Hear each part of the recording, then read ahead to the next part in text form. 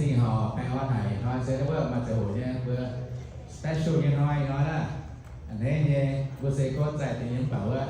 vừa mà sẽ hồi là tiêu như em vừa xuống ra như là tất cả đồng vừa sản nó hồi vừa xuống xin đặt cái vừa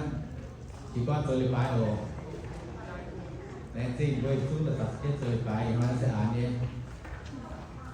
vừa cái con và du như đang vừa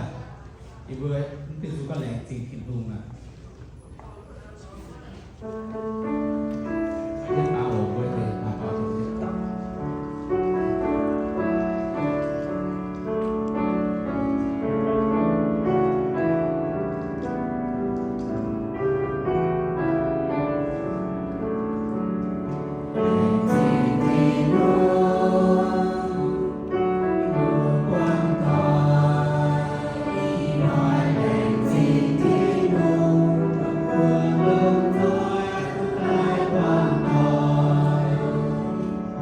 Hãy subscribe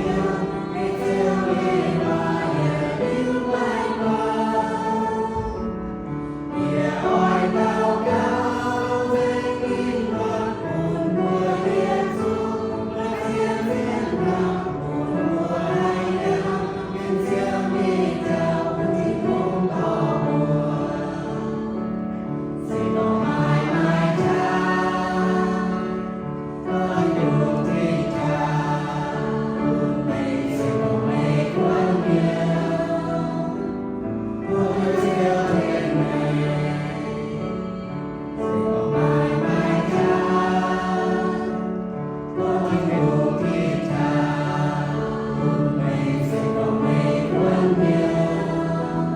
Mì Gõ để không bỏ lỡ